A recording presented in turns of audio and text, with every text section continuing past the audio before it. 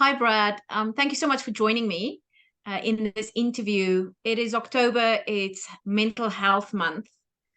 And you wrote an article that you posted on LinkedIn around setting boundaries.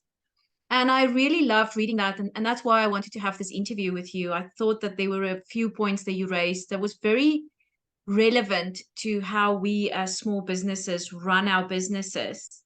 Mm. And I know that you've had experiences in not having boundaries and the impact that that had on your business and how things have changed after you've put those boundaries in place. So again, thank you so much for joining me. And I'm just going to jump straight into the first question with you. In your article, you discuss the significance of setting boundaries in the context of SMMEs. Can you share specific advice for SMME owners on how do you set boundaries and how do you maintain those boundaries so that you can have a healthy work-life balance?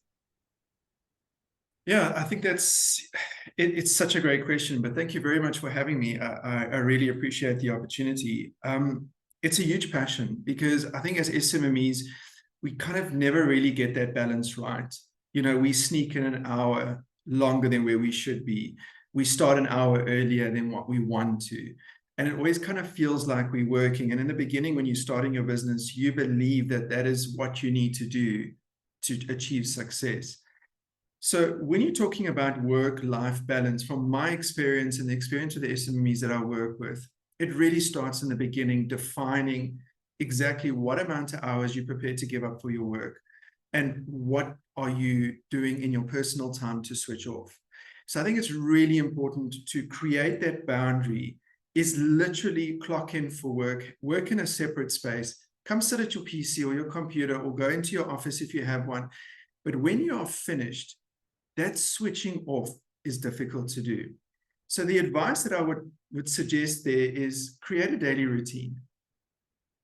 Sit down and say, okay, for the day, this is my routine. I'm going to log into work at 8:30. I'm going to log off at 4. I'm going to shoot off and do this with the kids at 5, but I'm not going to respond to a client, pick up a call from 5 onwards till the next day. And I think there's nothing more powerful than being in a situation where you have your WhatsApp notification. So if somebody does WhatsApp you, you say there, really appreciate you reaching out after hours. I am with my family at the moment, and I will get back to you by 8 a.m. I don't think you would ever lose a deal with that kind of feedback. It's so interesting that you say that because I listened to a audiobook the other day, and one of the things that stood out for me there is that, you know, it's almost as SMMEs, as SMMEs, we carry the burnout almost as a badge of honor.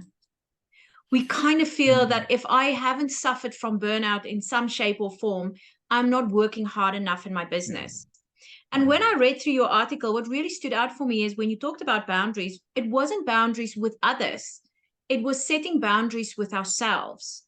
You know, putting boundaries in how we show up, how we appear in work. So in your experience, what kind of boundaries did you set for yourself to help you to be more comfortable setting boundaries with others? Now, that's a great question. I think the most important thing with me is just really understanding on a personal level where to switch off. You know, it is a personal thing you have with yourself. You know, it's very easy to say, let me quickly respond to this client because you have an underlying tendency to want to please or want to be there for your clients or not want to lose out on the deal. But it really just talks to your personal value system. It talks to your success journey. And my success journey right now is to create that perfect balance and to understand that it is okay to take an hour off. So, you know, and not many people that are watching this know, but I have my little nap every day. And that is a boundary I've put in place for myself because I need to recharge. So I switch off, I put my phone on mute, and no matter what happens, and some weird stuff has happened during that time, I take that nap. But when I come back, I'm ready, I'm switched on, and I'm able to focus. So that personal arrangement you have with yourself is very important because it doesn't actually matter what other people think. It's more what you're thinking about taking that time off. I love what you're saying. And I know for a fact that, you know, some of the most successful entrepreneurs, people that we look up to, like, you know, Richard Branson, Elon Musk, definitely not one of them. but they work less than 20 hours a week because they have really great teams that they can trust and that they can work with. But it brings me to the question of, so now I've set boundaries with myself. I understand I'm going to take every day I'm taking a nap, or I'm taking time out to reflect. I'm taking time out to spend time with my family when I pick up the kids from school. But now you need to move those boundaries over to your staff and to your clients so that they know between 3 and 4 on a Wednesday afternoon, you're not available because you're spending time with the kids watching their sport.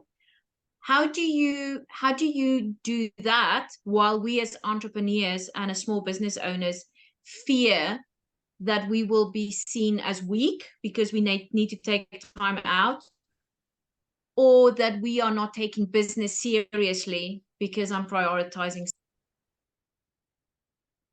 So the perception of weakness comes when you are indecisive, when you are erratic in your behavior. That is when your team sees weakness. It's actually not in the time you take off. In fact, saying to a team member, I value my mental health, and that is the reason why I don't work after 2 o'clock on a Friday, I think shows value. It shows importance. But you need to also extend that to your team by saying, this is what I do to recharge. What do you do to recharge? What are your boundaries that you need to put in place? But the key thing is business still needs to happen. So my recommendation for anyone starting a business out is understand that you are going to put long hours in. It's going to happen. You're going to need to do that. Because you're establishing your business, you're learning your business, you're moving into a new space. So that's very, very important. But have a plan, so your boundaries are more relaxed in the beginning, and that's natural. But then start to schedule stronger boundaries as time goes on. As you reach certain milestones, and don't leave that too long, then start putting boundaries in. I'm fortunate, I've been in the industry for a long time. Something that takes someone else maybe 6 hours to do takes me 2 hours to do. So I have the luxury of playing with my time, but not everyone has that. And I actually see that with my team. I see the amount of hours they put in, and every now and again I reach out to them and say, boundaries. Do not respond to this client. If this client messages you at 12 at night, because I get the messages, do not respond. Put your auto response on and respond in the morning, and put those boundaries in place. So when we're young, especially if we're young entrepreneurs, we tend to believe we can conquer the world. But I can tell you, when you hit your mid-30s, you're going to struggle. If you're starting a business as an older entrepreneur, you have to set your boundaries straight away. And the important thing is, don't do it in a space from arrogance. I'm better than you. That's why I've got boundaries. Put it from a space of understanding. It's your intent. My intent is to offer you the best service I can. And in order to do that, this is how I operate. However, if I'm not available between that time, I do have someone else available that you can speak to. You obviously don't want to leave your clients high and dry. That's really great advice, Brad. The last question or comment that I have is, in your article, what I really loved is you said reflection is really important, and reflection starts with gratitude. Can you explain in your experience what energy or what mind space gratitude puts you in, and how that benefits you and make you a better balanced human being and business owner? Yeah, look, it's helped me immensely. So as you know, I by my nature, I'm very impatient. I want things to happen immediately, and I get very annoyed when things are not happening at a pace that I operate at. Now, that's all good and well if you are the one producing the work, but when you're relying on others, you can become a difficult person to work with if you're operating from that space. And as a business owner, we're always chasing revenue, we're chasing deadlines, and the greater staff and the greater client doesn't really always sometimes get that. So although you're operating from this kind of top end, high end, energy level, you're talking to people in a different space. So I find that gratitude always works. And we've had this discussion before, that a place of gratitude is just giving thanks for what you have in that moment, even if it's not quite what you want, because everything in its moment is there for a reason. So if you just show absolute gratitude, how many times I call a client and they're in the car with their kids and I'll say, you know what, I'm going to call you later, spend some time with the kids. Or the client would say, I'm in the car with my kids, this is my golden time, I'm going to talk to you later. And I love and respect it, and I show such gratitude for that. So I think gratitude puts me into a space of better understanding, that I can process what's happening in this world around me in a more confident, in a more calmer, and I would say even in a better prepared space. If I'm operating from a space of anger or anything negative or opposite to gratitude, my decision-making skills sometimes are not fantastic. So I always try and push myself into a space of gratitude, being grateful and thankful, and showing that. And then I see a huge difference. My business turns around instantly when I'm in that space. Brad, that's a great kind of closing comment from you. I really appreciate that. Thank you so much for spending the time with me and sharing your experience. We will also share the link to the article below this video. But thank you very much for spending time and sharing your wisdom. I'm very grateful as always. Thank you so much, Anne-Marie. No problem at all.